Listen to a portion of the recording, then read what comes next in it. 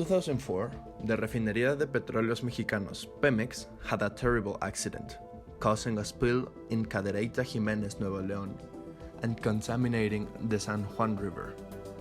This was a very disastrous moment because it damaged the river's ecosystems, the crops, and the quality of water for human, cattle, and wildlife consumption, therefore affecting the lifestyles of the communities living nearby. And it didn't end there. After getting most of the disaster back to control, it was detected that the refinery kept throwing out water residues containing hydrocarbons and oils. The population of Cadereyta is really mad and demands an evaluation to the refinery's operations.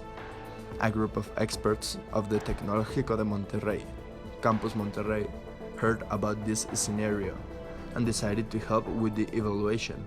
These were the results.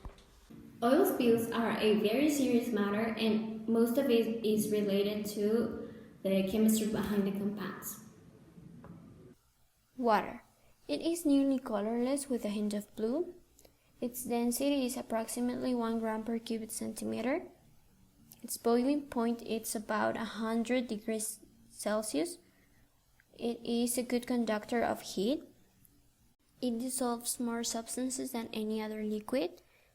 It has a neutral pH of 7, which is neither acidic or basic. It weakly ionizes, and it does not react with metals such as gold, silver, copper, tin, etc.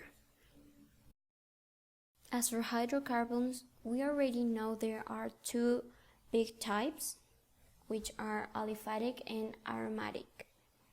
In aliphatic, they can be either gas, liquid, or solid, and in aromatic are either liquids or solids at room temperature. None of them are gases. Their color in aliphatic varies a lot, but for example, beta-carotene is bright red-orange, and it gives carrots its distinctive orange color. And in aromatic, they have a sooty yellow flame. Their boiling point is low compared to other polar compounds with similar molecular weight. And in both aliphatic and aromatic, it will increase proportionally with the number of carbons in the molecule and with the bonds and intermolecular forces. The melting point is low, and it will increase with the number of carbons as well, but in aromatic it's not really constant. As for viscosity, in liquid alkanes it decreases with the number of carbons. In aliphatic and in aromatic it's increasing depending on the number of carbons as well. So both of those groups are nonpolar and have dispersion forces as their attractive forces. But for example, alkanes, which are part of the aliphatic group, are a not-reactive compound, whereas alkenes and alkynes have substitution as their characteristic reaction. And in aromatic, they are often unreactive, so they're very useful as solvents for another compounds which are nonpolar. And aliphatic hydrocarbons are highly combustible compounds, and they release high energy, and so are aromatic. In addition, water and petroleum do not go well together because of their properties. Water molecules are made up of 1 oxygen and 2 hydrogen atoms and are polar, which means there is an uneven distribution of charges across the water molecule. So, water has a partial negative charge from its oxygen atom and a partial positive charges from its hydrogen atoms. This polarity allows water molecules to form strong hydrogen bonds with each other between the negatively charged hydrogen atom on one water molecule and the positively charged hydrogen atoms of another. Oils, such as petroleum, by contrast, are nonpolar, and as a result, they are not attracted to the polarity of water molecules.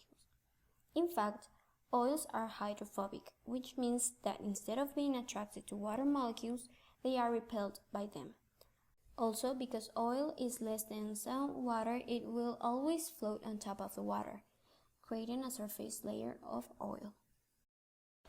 Considering these facts, we talked to an expert in this topic for her to propose us a solution at this PEMEX problem. Hi, I am Fernanda Tecuanhuey, and I studied chemistry in the Tecnológico de Monterrey, campus Monterrey, and I was worried about the spill, so I decided to do a little research. This is a very serious situation. We understand that petroleum is something almost vital to our lifestyles, as it is in lots of products we use in our daily lives. But PEMEX must understand the importance of their regulations and how they can either save the environment or doom if not respect. This type of accidents should be an eye-opener of how damaging hydrocarbons can be if they are not managed correctly. Not to mention the need to stop using fossil fuels and start transitioning to cleaner energies and fuels by using correctly the technology and our science knowledge. As for the social impact, we think the worst part is that our community was left without important natural resources such as water and soil. As a team, we think that the best way to clean the spill of PEMEX pipeline is to collide high-speed particles together using magnets. This technique is 100% sustainable because the way spilled oil is magnetized is organically. This is because it is used magnetite that is natural. The experiment consists in putting magnetite to the oil and later put a magnet near. What is going to happen is that the magnet pulls the magnetite with the oil because the particles are small, light enough, and form a bond with the oil. Also, it's important to know that the van der Waals forces interact considerably in this experiment, attracting the molecules. Finally, we would like to say that the magnetite can be reused and the water we can put it back together in the ocean.